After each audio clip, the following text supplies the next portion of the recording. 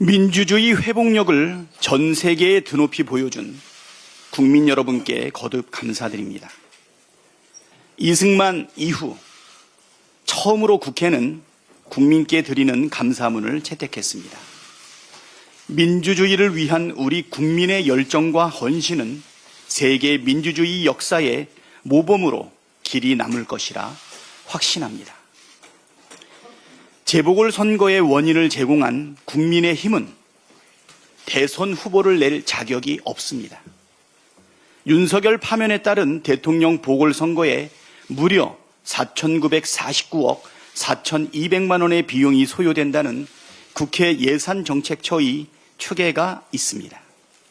국민의힘이 염치가 있다면 이번 대통령 선거에 후보를 내지 말아야 합니다.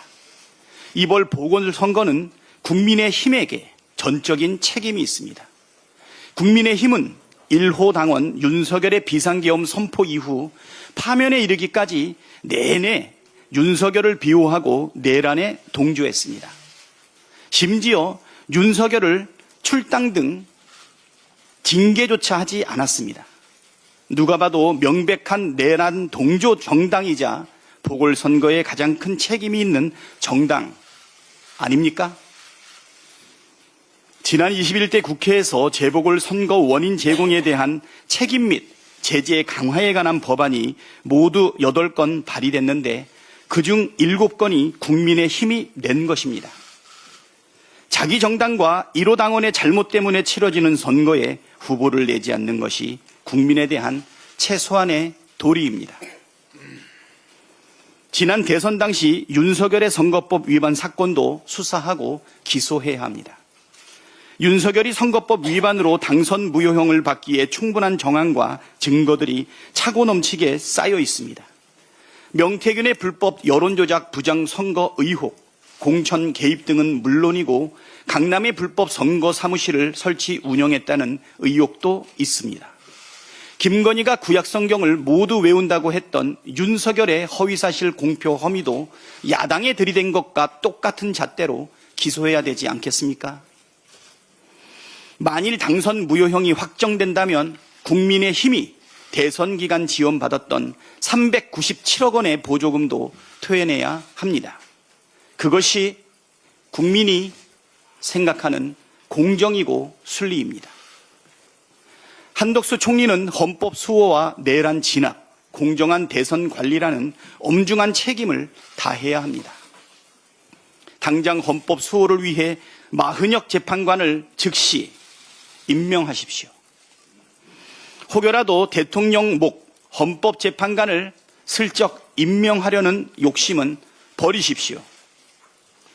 대통령 선거일을 바로 공고하고 정치 중립을 선언해야 합니다. 민생 추경 편성안을 즉시 편성해 국회와 협의에 나서야 합니다. 내란 관련 기록물 봉인을 금지하고 인사는 전면 중단해야 합니다. 대통령 기록 관장의 윤석열 정부 행정관 출신 인사가 낙점됐다는 사실이 알려지면서 내란 사태에 관련 증거인멸 의혹이 일고 있습니다. 내란에 대한 형사 재판이 진행되고 있는 만큼 관련한 기록물 봉인을 전면 금지할 것을 촉구합니다. 고위공직자 및 공공기관과 준정부기관, 기타 공공기관 인사도 새 정부 출범 때까지 전면 동결해야 합니다. 특히 윤석열 정부 출범에 관여하거나 정부에서 일한 인사들을 알박기, 낙하산 인사로 내려보내는 행위는 일전 중단되어야 합니다. 민주당은 채용 과정을 비롯한 인사 전반에 대해 철저하게 조사하고 부당 위법한 사례에 대해서는 채용에 관여한 모든 자들에게 책임을 묻겠습니다. 이상입니다. 다음은 김민석 최고위원의 발언이 있겠습니다. 국가 정상화의 길을 열어주신 국민 여러분께 감사드립니다. 상식과 원칙을 회복할 시간입니다. 윤석열 전 대통령은 승복과 사과 외에 무슨 할 말이 있습니까? 파면된 처지에 맞게 처신하기 바랍니다. 한덕수 권한대행을 비롯한 내각은 원칙적으로는 사퇴가 도리인 상황입니다. 여당이 사라진 상황에서 중립적인 대선 관리의 의무에 어긋나지 않아야 하며 인사권 행사 등을 전면 절제해야 합니다. 국힘은 해체를 결의하는 게 맞습니다. 최소한 그간의 내란 옹호를 사과하고 내란 수괴를 제명하는 상식적 조치부터 시작해야 합니다. 내란 이후 단 한 번도 모두 나서서 사과하는 모습을 못 보았습니다. 구로구청장 선거에 후보를 내지 않았듯 이번 대선에도 후보를 내지 않는 것이 염치이고 도리임을 진지하게 자성하기 바랍니다. 천공에서 전광훈에 이르는 혹세 무민 세력이 다시는 국정을 흔들지 않도록 경계를 높여야 합니다. 최우선의 국가적 과제는 내란 척결과 경제 살리기입니다. 민주당과 각 민주진영 정당들은 그 원칙과 기조 위에 여러 사안의 선후와 경중을 정리하여 질서 있게 각 당의 후보를 선출하고 협력하게 되길 바랍니다. 국가적으로 위중한 시기에 언행에 더 신중을 기하며 국민 여러분의 뜻을 받들어 가겠습니다. 유능한 민주정부를 수립할 수 있도록 지혜와 힘을 주시기 바랍니다. 이상입니다. 다음은 전현희 최고위원의 발언이 있겠습니다. 국민이 이겼습니다. 이 나라의 민주주의를 지켜낸 국민 여러분께 고개 숙여 존경과 감사의 말씀을 드립니다. 헌법과 상식에 따른 결정과 명문의 판결문으로 헌정질서를 수호해 주신 8인의 헌법재판관에게도 깊은 경의를 표합니다. 윤석열 파면은 정상적인 나라로 복원하는 시작입니다. 우리는 헌정질서와 민주주의를 다시 바로 세워야 합니다. 민주당은 제1당으로서 무거운 책임감으로 국민 통합의 길, 대한민국의 회복과 성장의 길을 활짝 열어가겠습니다. 국민과 더불어 제4기 민주정부 수립의 과업을 흔들림 없이 완수하겠습니다. 내란 속의 윤석열 탄핵 이후에 대한민국에서 지금 당장 해야 할 가장 시급한 일은 무엇입니까? 바로 단호하고도 철저한 내란 종식입니다. 지금 시중에서는 개헌의 필요성이 제기가 되고 있습니다. 그러나 개헌은 주권자인 국민이 주체입니다. 권력구조 개혁, 기본권 강화 등 개헌 이슈 필요합니다. 그러나 국민적 합의가 전제되어야 합니다. 국민의 대다수가 찬성하는 개헌안이어야 가능하다는 말씀입니다. 기득권 세력들이 자신들의 권력을 연장하고 주도권을 잡으려는 내각제, 이원 집정부제 국민들이 용납하지 않을 것입니다. 따라서 불가능합니다. 대통령의 책임 정치가 가능하고 국민들의 지지를 받는 4년 중임제 개헌안만이 우리가 논의해 볼 수 있을 것이다 생각합니다. 내란의 힘, 국민의 힘이 개헌 논의에 참여하려면 국민의힘의 내란 종식이 전제되어야 합니다. 내란 특검을 반드시 관철시켜야 합니다. 내란 속에 윤석열뿐만 아니라 내란 행위에 동조하며 국헌을 문란한 내란 공범들, 윤석열 살리기 공작을 도모해온 내란 부역 세력들까지 모두 특검으로 법의 심판대에 세워야 합니다. 12.3 내란의 방아쇠였던 김건희, 명태균 특검도 신속히 추진해야 합니다. 국가 권력을 악용해서 국정을 농단하고 사익을 챙긴 김건희의 대통령 참칭 권력 행사를 반드시 단죄해야 합니다.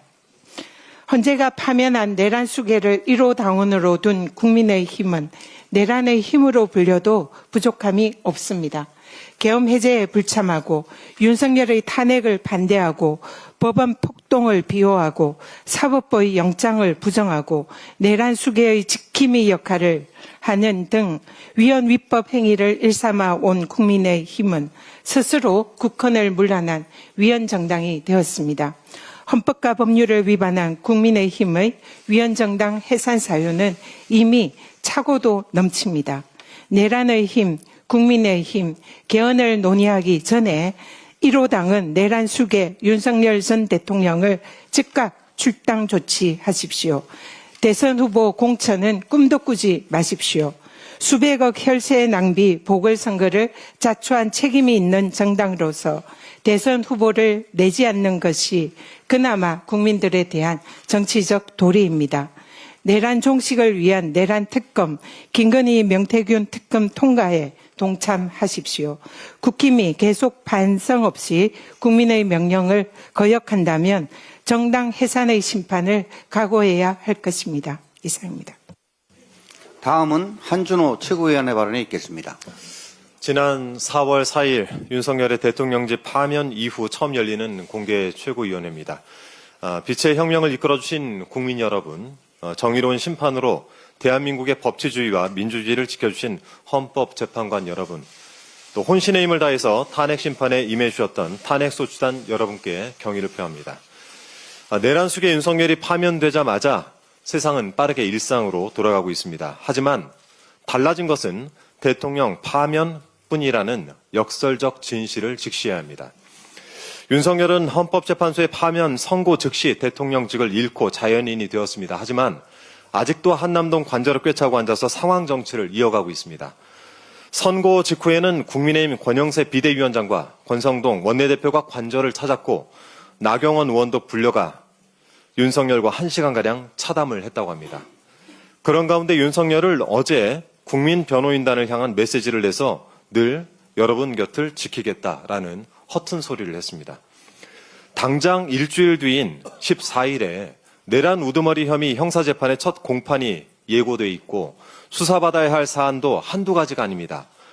윤석열은 명태균 게이트, 체포영장 집행을 방해한 특수공무 집행방해 혐의, 최혜병 순직 사건 수사 외압 행사 의혹, 북한 무인계 침투 등 무력 도발 유도 의혹 당사자이기도 합니다.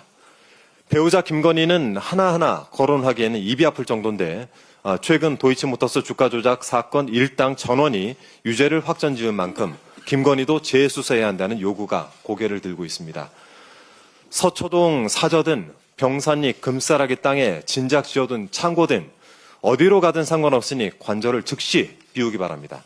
그리고 끊임없이 이어지게 될 법의 심판을 겸허하게 기다려야 합니다. 자격을 잃은 당신들이 누워있는 자리, 먹는 음식, 경호 인력, 하다못해 전기세 등은 당신을 파면한 국민들의 세금입니다. 관저 퇴고가 늦어지는 만큼 하루하루 국민 세금에 대해 청구권을 행사해야 될 것입니다. 임기를 만 3년도 채우지 못한 대통령 그런 자를 여전히 1호 당원으로 두고 있는 국민의힘도 반성의 낯빛이라고는 찾아볼 수가 없습니다. 어느 언론 보도에 따르면 한 국민의힘 중진 의원이 이렇게 말을 했다죠. 주말을 껴서 3일장 치렀으면 됐지 무슨 애도가 더 필요하느냐. 그런데 그 3일장 치른 윤석열은 지금도 입을 나불거리고 있습니다. 이들의 행태를 보면 진정으로 애도할 대상은 파면된 윤석열이 아니라 상실된 권력이었던 것 같습니다.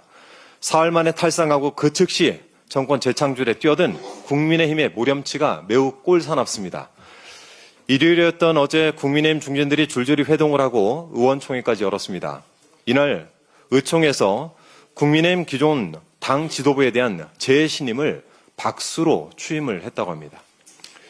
자당이 만든 대통령이 내란 수괴가 되어 파면이 되었는데도 내란 옹호 세력, 내란 동조 세력의 정체성과 정통성만큼은 도저히 버릴 수가 없었던 것이겠죠. 쇄신도 없고 반성도 없는 국민의힘이 오늘 선거관리위원회 구성안을 추인한다고 합니다. 국민에 대한 최소한의 미안함도 없는 정말 몹쓸 정당입니다. 국민의힘은 현수막이나 내걸지 말고 진정한 미안함을 가져야 합니다.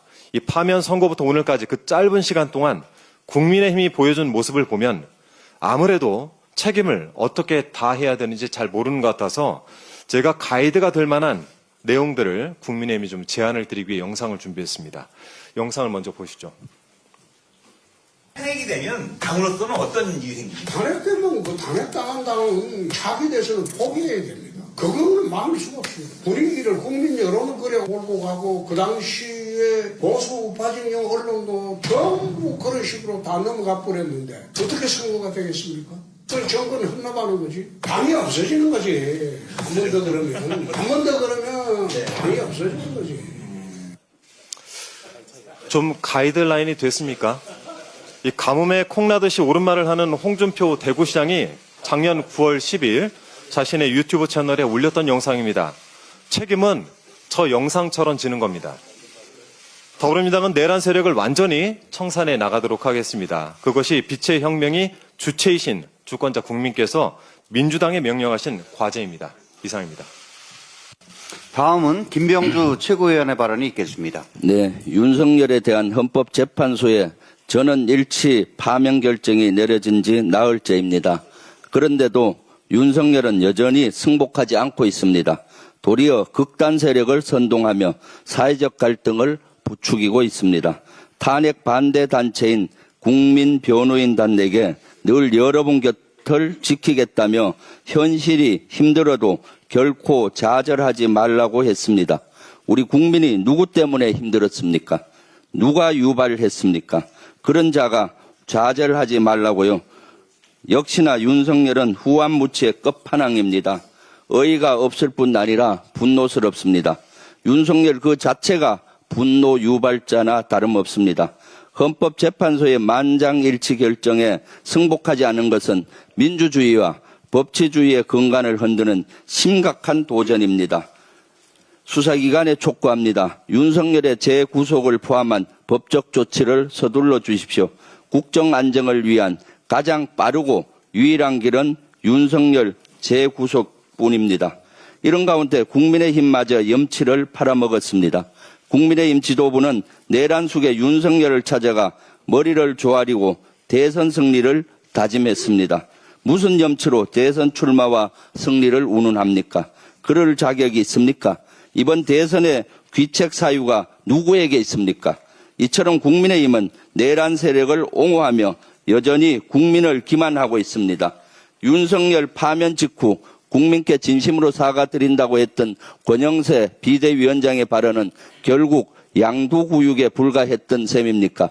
우리 국민은 그동안 국민의힘의 형태를 똑똑히 지켜봤습니다. 12.3 내란의 밤, 탄핵 소추안 표결, 내란 세력 옹호와 헌법재판소 흔들기 등 모든 과정을 또렷하게 기억하고 있습니다. 그런 국민의힘이 대선 승리를 운운합니다.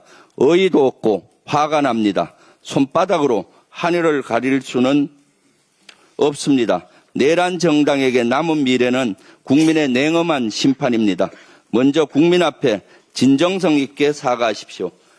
내란 세력은 물론 극단주의 폭력 세력과의 완전한 결별을 선언하십시오. 그렇지 않으면 우리 국민이 국민의 힘을 해산시킬 것입니다. 끝으로 한마디 더 하겠습니다. 우원식 국회의장이 개헌을 언급했습니다. 지금 개헌에 대한 논의는 너무나 시기상으로 부적절하다고 생각합니다. 개헌 논의는 실질적으로 국민적 공감대가 형성이 돼야 하는 사항입니다. 그래서 제가 봤을 때는 지금 시기도 부적절하고 기간도 60일 정도면은 대단히 부족하고 졸속으로 진행될 수가 있습니다. 국민투표제로 봤을 때 사실은 되게 어렵습니다. 대선에서는 사전투표와 본투표가 있는데 국민투표에서는 사전투표나 본투표 같이 할 수가 없습니다. 한 곳에서만 할 수 있기 때문에 50% 넘기도 현실적으로 어렵습니다. 그래서 제가 봤을 때는 지금은 가장 중요한 것이 내란 종식입니다. 내란 종식의 주안을 두되 헌법 개헌에 대해서는 대통령 후보들이 공약에 발전시키고 실제 집권을 하게 됐을 때는 임기 내에 하는 것이 바람직하다고 생각합니다. 하더라도 방향은 내각제가 아니라 대통령 연임제 또는 대통령 중임제가 해답이라고 보여집니다. 그러한 방향에 대해서 공약으로 발전을 시켜서 재임 기간에 하는 것이 순리이고 바람직합니다. 만약 2달 내 해야 된다면은 내란 종식에 포커스를 맞추어서 개헌을 원포인트 개헌을 하면 된다고 봅니다. 첫 번째가 5.18 민주화 정신을 전문에 수록하는 겁니다. 이건 이미 국민의힘도 동의했던 사항이기 때문에 여야 합의 없이 할 수가 있습니다. 두 번째,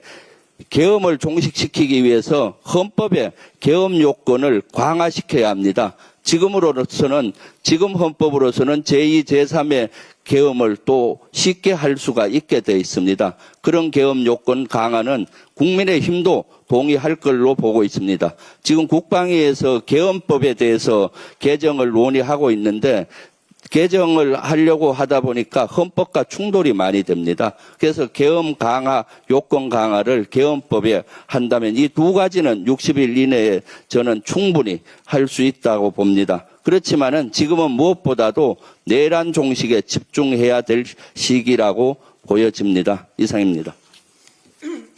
다음은 이현주 최고위원의 발언이 있겠습니다.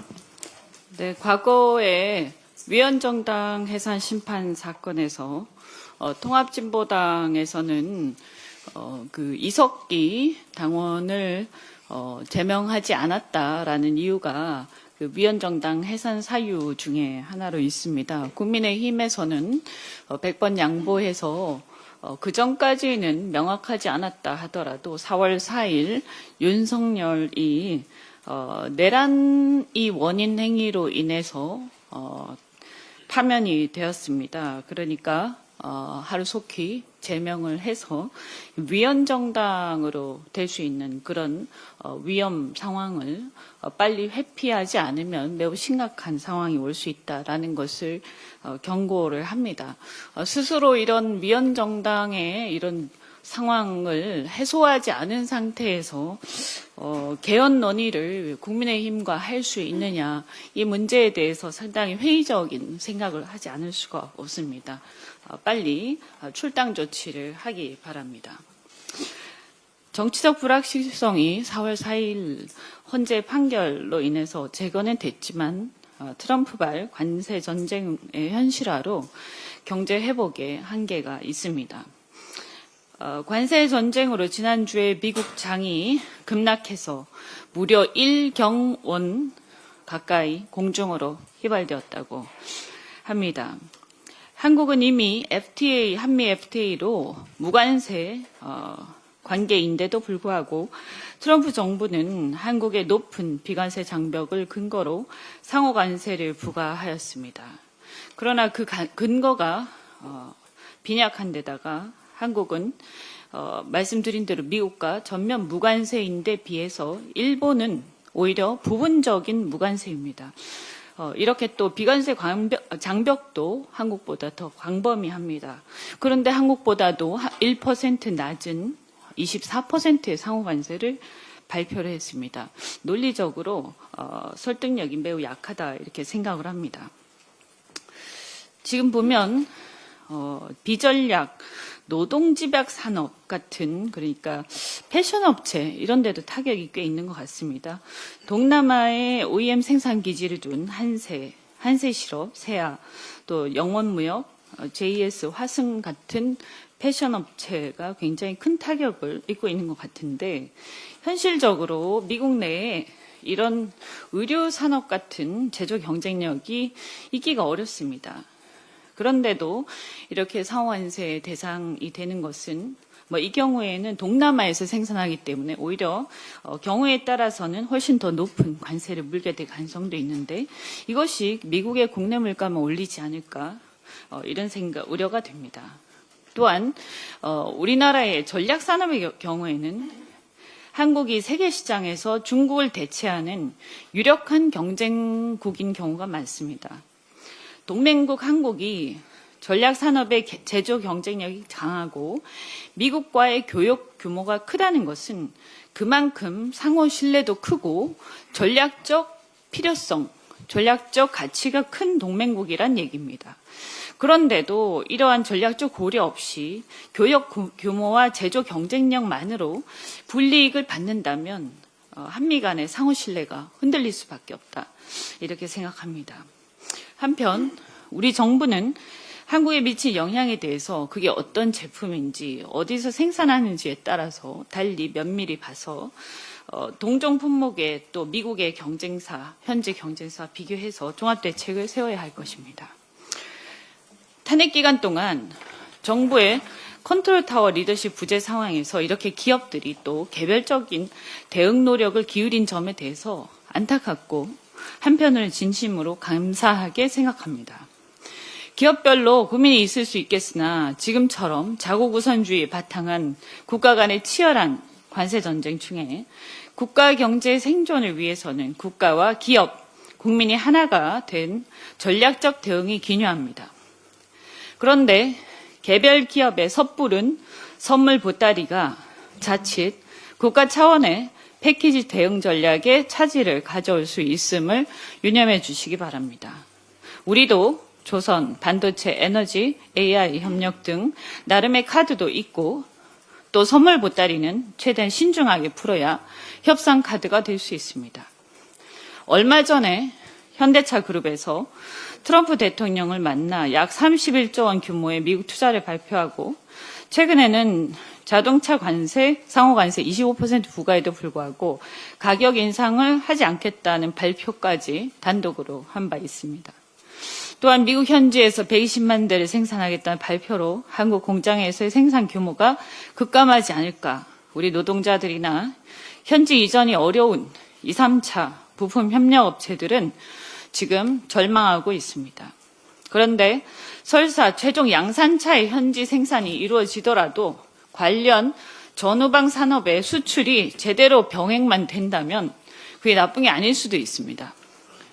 그런데 현재 상황은 그게 아닌 것 같습니다. 관세 문제는 둘째치고 상당한 수직 계열화가 미국에서 진행 중입니다. 생태계 자체가 옮겨가는 것 같습니다. 현대제철, 그리고 현대글로비스 등 현대모비스, 강판, 물류, 부품, 1차 협력업체 등 자동차 제조 생태계를 통째로 미국으로 이전하는 수직 계열화가 진행되고 있어서 자칫 국내 생태계 자체가 파괴되지 않을까 우려하지 않을 수 없습니다. 더구나 철강 같은 경우에는 국가 기간 산업이라서 경제 안보 이슈까지 있다는 말씀을 안 드릴 수가 없습니다. 지금은 자국 우선주의 시대입니다. 국가가 강력한 산업 정책을 부활해서 국가의 기간 산업, 전략 산업 육성과 지원, 경제 안보 면에서 해당 기업의 기술 진흥과 보호를 위해서 최선을 다해야 합니다. 다만 기업도 노동자도 국익과 상호 이익을 위해서 존중하면서 책임을 다해야 할 것입니다. 그런데 수출 중심의 성장을 해오고 내수 기반이 약한 대한민국이 벼랑 끝에서 살아남아야 하는데 지금은 이런 식으로 계속 개별적으로 가다가는 제조업이 몰락하고 산업 공동화가 일어날 우려가 매우 큽니다. 트럼프의 관세 전쟁 당분간 계속될 텐데 성급한 대응보다는 차분한 대응 그리고 정부 차원의 긴밀한 패키지 대응이 있기 전에 개별 기업 단위의 섣부른 선물 보따리를 풀어넣는 일은 좀 삼가해 주셨으면 하는 생각입니다. 다시 한번 촉구합니다. 국회 차원의 통상특위를 빨리 구성해야 합니다.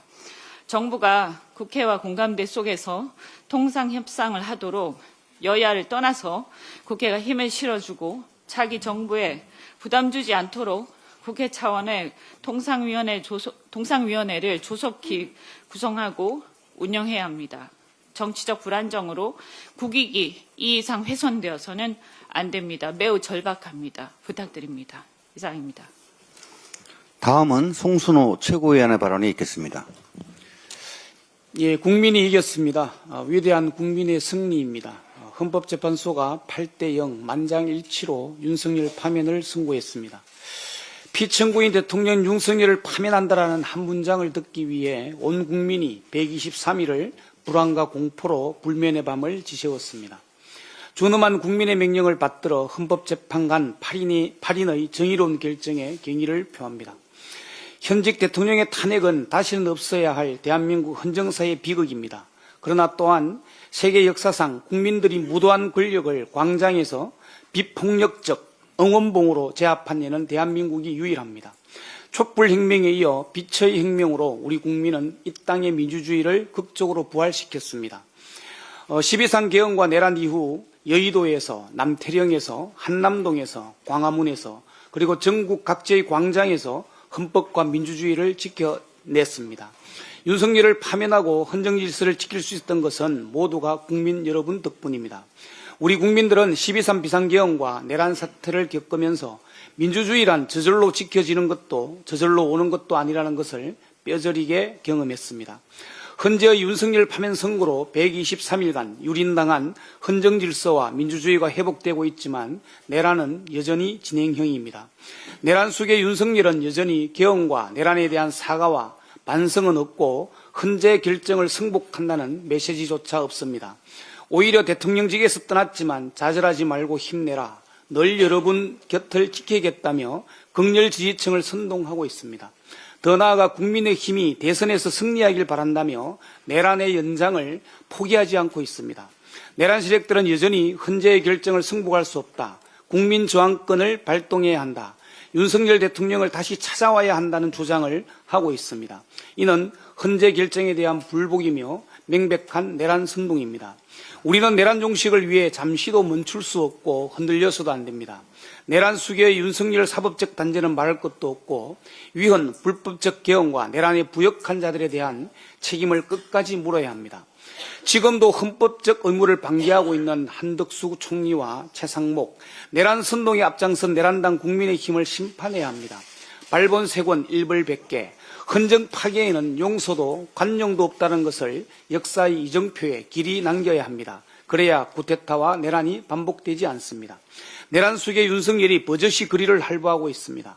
내란 잔당들이 내란을 여전히 선동하고 있습니다. 내란 종식과 내란 세력의 단죄는 바로 민주당의 대선 승리로부터 시작됩니다. 그것이 현 시기 시대적 과제요 역사적 책무입니다.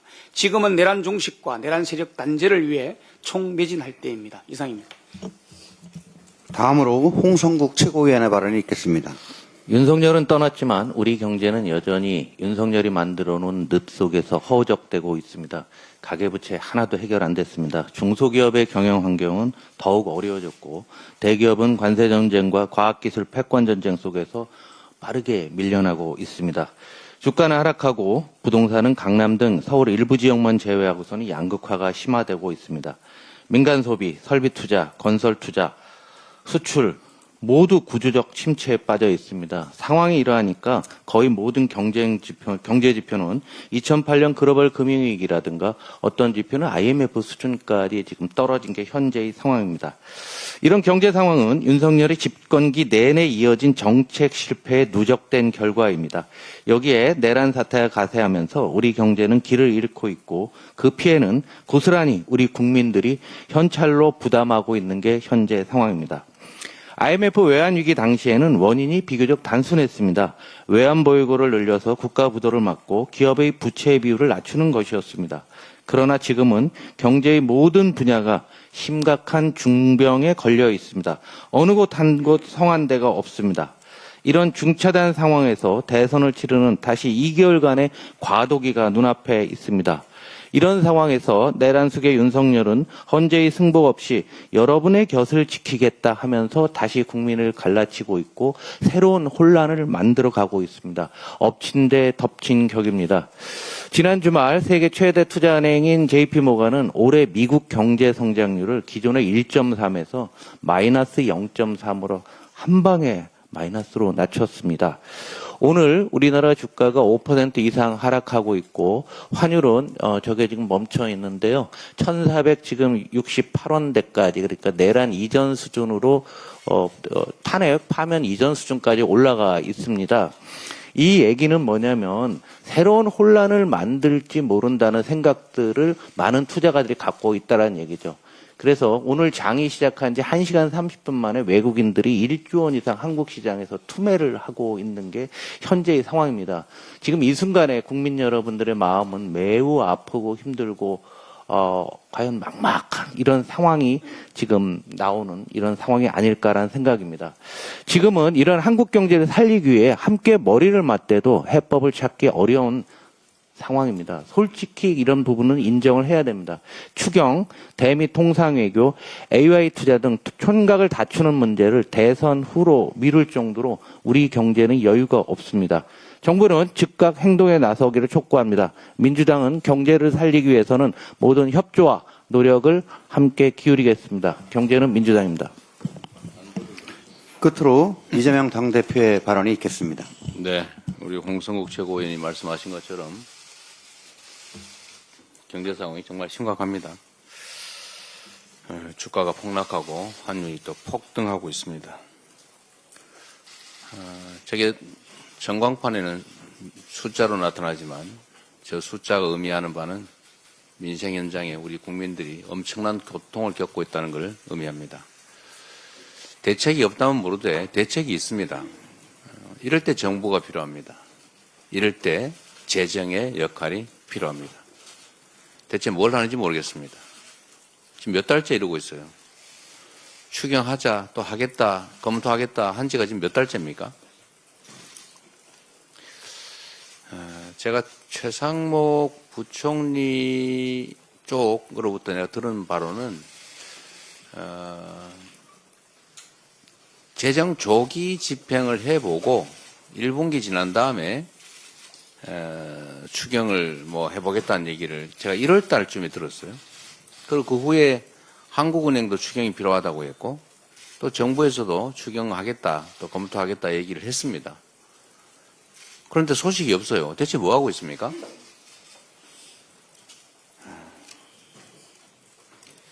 국민들의 고통에 대한 공감이 없는 거겠죠. 모르는 거겠죠. 그냥 숫자만 쳐다보니까 아무것도 아니겠죠. 또 국민의힘도 마찬가지입니다. 지금 전 세계가 미국의 자국 중심주의 통상 정책 때문에 경제적으로 심각한 상황을 맞고 있습니다. 우리 대한민국 경제도 말할 게 없죠. 정부가 대응을 못하면 국회라도 대응을 해야 됩니다. 국회에 통상 대응 특위라도 만들어서 의원 외교라도 하자. 국회의원들이라도 좀 공식적인 활동을 해보자고 하는데 왜 안 합니까? 이재명이 말했기 때문에 하기 싫습니까? 너무 유치하잖아요. 본인들이 대안을 내세요, 그러면. 우리가 전폭적으로 지지하겠습니다. 지원하겠습니다. 협력할 테니. 뭐 안을 좀 내세요. 이제는 여당도 아니지만 어쨌든 연이 있는 한때 여당 아닙니까? 여전히 정부의 영향력이 있잖아요. 그러면 대책을 내십시오. 아니 대책은 내지 않고 우리가 하자면 무조건 반대하고 뭐 어쩌자는 거예요. 이 나라가 우리 국민의힘 정치인들의 놀이터입니까? 국민들이 저렇게 고통스러워하고 경제가 망가지는 거 보이지 않습니까? 정말 한심합니다. 아직도 반성을 안 하고 있어요. 지난 3년 동안 국민이 맡긴 권력과 국민이 낸 세금으로 대통령 놀이하고 권력 노름하다가 나라를 이렇게 망치고 국민들한테 쫓겨나고도 여전히 정신을 못 차리고 있어요. 지금 내란 수계 헌재에서 파면당했는데 그 내란 수계를 여전히 끌어안고 같이 가겠다는 겁니까? 왜 제재하지 않습니까? 혼이라도 내는 척 해야 될 거 아닙니까? 제명하시고 앞으로 반성해서 국민을 위한 정당이 되겠다고 하세요. 그래야 길이 열리지 않습니까? 그게 국민에게도 국가에게도 좋습니다. 본인들에게도 좋죠. 그냥 매달려서 어쩌자는 건지 정말로 이해가 안 됩니다. 개헌 얘기 지금 또 하고 있습니다. 제가 전에 말씀드렸습니다. 개헌 필요하죠. 대한민국은 이 5년 단임제라고 하는 이 기형적 제도 때문에 대통령이 취임한 직후부터 레임덕이 시작됩니다. 재평가받을 기회도 없기 때문에 국정의 안정성이 없어요. 그래서 4년 중임제로 바꾸자. 전 국민들이 다 공감하지 않습니까? 동의합니다. 필요하죠. 또 때만 되면 국민의힘도 한 얘기가 있습니다. 5.18 광주 정신, 광주 민주화 운동의 정신을 헌법 전문에 넣자. 몇 년째 말만 하고 있어요. 네, 이번에는 할 수 있겠죠. 그런데 문제는 지금은 정말 내란 종식이 먼저입니다. 국가체제를 유지하는데 시스템, 우리 모든 국민들이 공감한 민주주의 제도, 이 제도를 잘 유지, 발전시켜야 됩니다. 그런데 군사 쿠데타를 통해서 국가 권력의 최고 정점에 있는 대통령이 국민을 향해서 총뿌리를 겨누고 대한민국의 헌정 질서를 통째로 파괴했습니다. 민주주의를 위협했지요. 국민들의 힘으로 간신히 복구하는 중입니다. 민주주의 파괴를 막는 것이 중요합니다. 민주주의 발전시키는 것도 중요합니다. 그러나 지금 당장은 민주주의의 파괴를 막는 것이 훨씬 더 긴급하고 중요합니다. 우선은 내란 종식에 좀 집중해 줬으면 좋겠다는 생각이 듭니다. 개헌으로 적당히 넘어가려는 생각을 국민의힘이 하지 않기를 바랍니다. 개헌해야지요. 그런데 문제는 이제 국민투표법이라고 하는 장애물이 있습니다. 지금 현재 국민투표법상으로 사전투표가 허용되지 않기 때문에 동시에 이 개헌을 하려면 헌법 개정안에 대해서는 본투표일에만 할 수 있고 사전투표하는 사람은 사전투표장에서 개헌투표를 할 수가 없습니다. 그렇게 되면 과반수가 안 될 가능성이 매우 높죠. 그러면 국민투표법을 개정해야 되는데 이게 또 시한이 있어요. 거의 이번 주 안에 처리가 되지 않으면 실질적으로 60일 안에 대선과 동시에 개헌을 하기가 물리적으로 불가능하다고 합니다. 최선을 다해서 국민투표법 개정을 해보도록 노력하겠습니다. 만약에 국민투표법이 신속하게 합의돼서 개정이 되고 시행이 된다면 개헌이 물리적으로는 가능하게 되겠죠.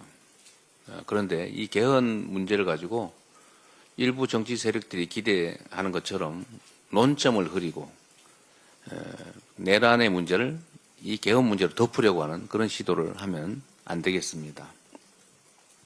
그러나 5.18 정신, 광주 정신을 헌법 전문에 게재하는 문제, 또 계엄을 요건을 강화해서 함부로 남용해서 친위 군사 쿠데타를 할 수 없게 하는 것, 이거는 국민의힘도 반대하지 않을 거라고 봅니다. 광주 5.18 정신 역시 권력자들에 의한 친위 쿠데타를 역사적으로 경험한 우리 국민들이 그 현장에서 싸워서 이겨낸 그야말로 민주주의의 핵심 정신이라고 하겠습니다. 5.18 민주화 운동에 관한 5.18 정신, 그리고 계엄 요건 강화 정도는 국민투표법이 개정이 돼서 현실적으로 개헌이 가능하다면 곧바로 처리할 수 있을 것 같습니다. 내란 종식, 내란 극복을 지금 당장 중요한 과제로 추진한다는 측면에서 할 수 있는 일이라고 생각됩니다.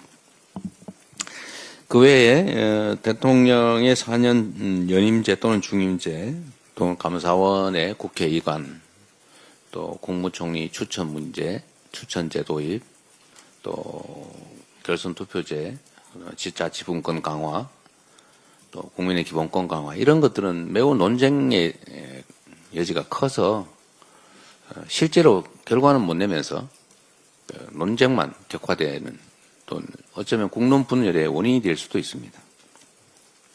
이런 복잡한 문제들은 각 대선 후보들이 국민에게 약속을 하고 대선이 끝난 후에 최대한 신속하게 개헌을 그 공약대로 하면 될 것 같습니다.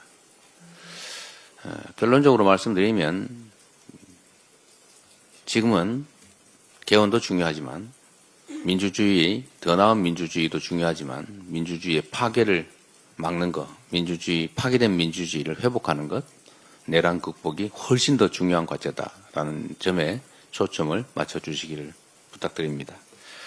회의를 마치겠습니다.